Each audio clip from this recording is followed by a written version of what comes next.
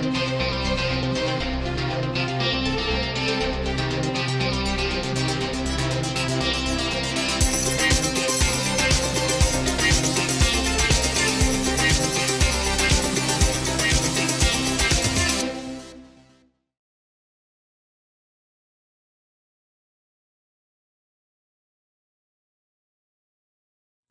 everybody, welcome to Wine World TV, the best wine show anywhere. I'm your host, Mark Fusco. Before we get started, make sure you're smashing that like button and subscribing to the channel. Every like and subscription helps build the channel. Even better, spread the word to your friends about the best wine show anywhere.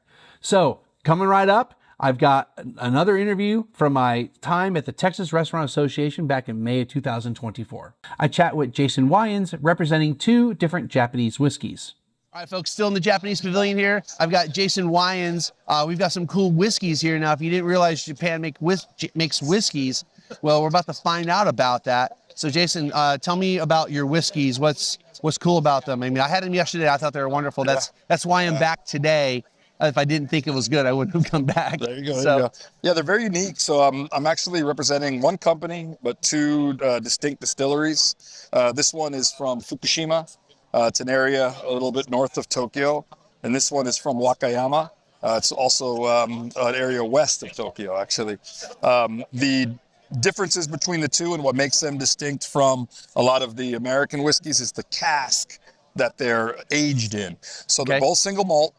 They're both aged 3 years. The whiskey here from the Yamazakura from Sasakawa or Fukushima, it's aged an additional 6 months after the 3 years in a Japanese oak cask. And cool. It's interesting because, oak is oak, right? But I always have to say Japanese oak. And if you ever talk to distillers, they're always going to say American oak if it's American oak. Yeah, exactly, yes. Because they're from the same family, but different, phylum or species or genus. And it always ends with Japonica or Japanese. Yeah. So, so like I said, this is from an oak cask. Now, this is a really unique one.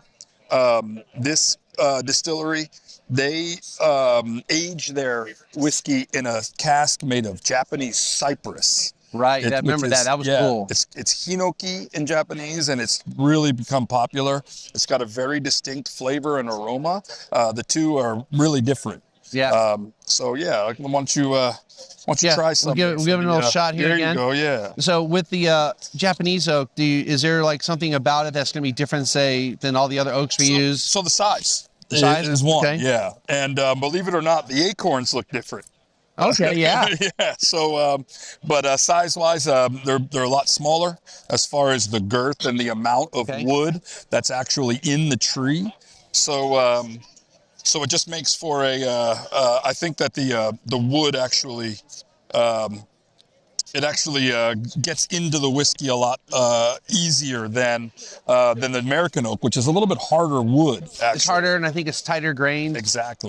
Exactly. So. Yeah, and it brings something different to it. But I mean, this is really smooth. Really, both of them are smooth. So they're usually most Japanese whiskeys. I mean, they're relatively expensive, I think, compared to a lot of the American whiskeys. So they're rarely mixed, right? I mean, you could probably do an old fashioned or something, but normally they're drank on the rocks or straight.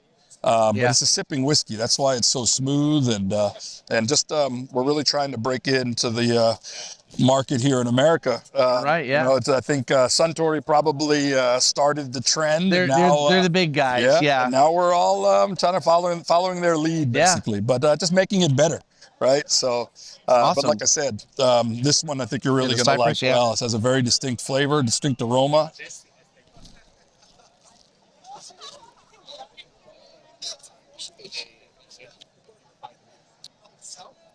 I really like that cypress one. Yeah.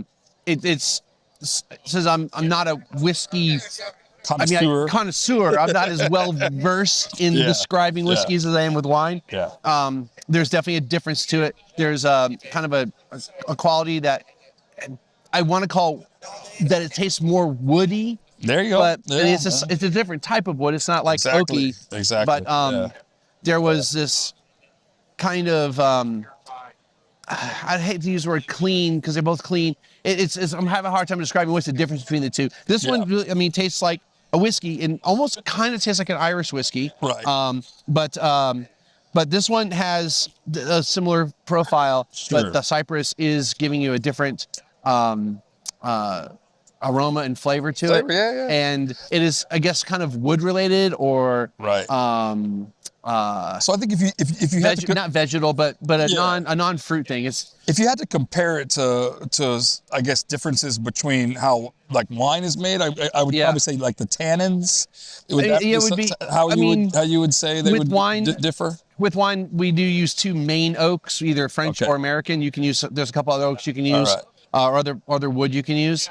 And each of the oak, while they're the same species, right? Right. When you get farther down, there's differences, and each oak can impart more of a flavor than another. Exactly. That's both exactly. of them can, explaining exactly what happens. Both of them can impart, say, vanilla and baking spices and all that. But French oak tends to do more baking spices, cinnamon, clove, things like that. You'll get some vanilla. Yeah. Whereas American oak, you get the higher amount of vanilla and then what we call the whiskey lactones. Right. Because American whiskey has to be done in new white American oak, uncharred. Right. So they both have similar things, but they bring a little bit different. So that's where like I'm not familiar with the cypress enough to like describe what it amazing. is. But I like it better.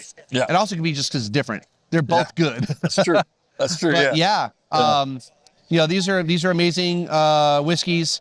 I mean, I know Japanese have been making whiskey at least for 100 years now, and then they fell in love with Scotch and all that, and they're kind of replicating not just Scotch but just the whiskey in general. And this is great stuff. Well, do you have anything else you want to chat about? No. So right now we're just working through distributors. We haven't actually gone retail yet. Okay. We're going to see how it works out in some of the restaurants first, and then I think we'll probably then go to the retail after that. So hopefully, in a short period of time, you start seeing the more of both of these. Kishikumano and the Yamazakura. Awesome.